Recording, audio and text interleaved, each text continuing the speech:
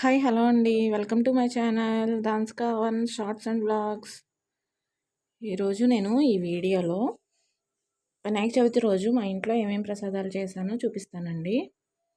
First Kudumula కోసం కొంచెం water, కొలతకి తగినంతగా వాటర్ అండ్ పచ్చనిపప్పు వేసి ఉడికిస్తున్నామండి. తర్వాత అదే వాటర్లో కొంచెం నెయ్యి కూడా వేయాలండి.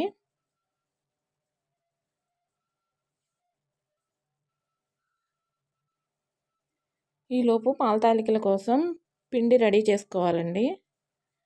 ఈ కుడుముల కోసం పెట్టిన వాటర్ పచ్చనిపప్పులో 2 యాలకులు కూడా వేసుకోవాలండి. తర్వాత బియ్యపు రవ్వని ఆ వాటర్లో వేయడమేనండి. వేసి కలపాలి మొత్తం కలిసేలాగా.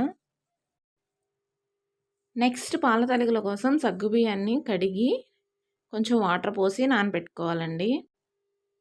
కుడుముల కోసం వేసిన బియ్యపు రవ్వ బాగా ఉడికిందో లేదో చూసుకుని తర్వాత స్టవ్ ఆపేయాలండి.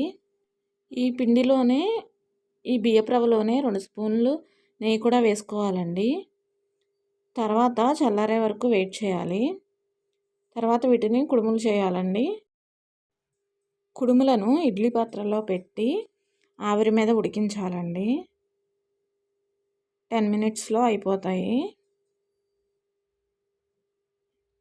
తర్వాత పాల తాలికల కోసం ఒక గిన్నెలో పాలు పోసుకుని స్టవ్ వెలిగించుకుని పెట్టుకోవాలండి.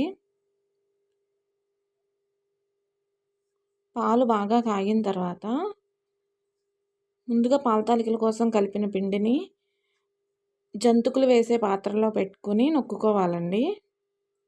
పాలల్లోనే వేయాలి డైరెక్ట్గా.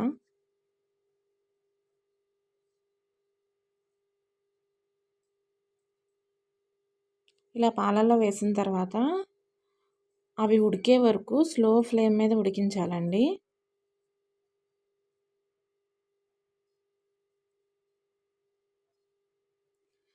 వేసిన వెంటనే వీటిని కదపకూడదండి. కదిపితే విరిగిపోతాయి, ముక్కల ముక్కల కింద విరిగిపోతాయండి. తర్వాత పాల తాలికల కోసం బెల్లం పాకం రెడీ చేసుకోవాలండి. వేరే గిన్నెలో బెల్లాన్ని కొంచెం వాటర్ పోసి పాకాన్ని రెడీ చేయాలండి. ఈ పాకాన్ని ఆ పాల తాలికల మిశ్రమంలో వేయడమేనండి. వడపోసి కలుపుకోవాలండి. తర్వాత ఎంతో టేస్టీగా ఉండే పాల తాలికలు రెడీ అయిపోతాయి. థ్యాంక్స్ ఫర్ వాచింగ్ అండి. Please do like, share and subscribe my channel.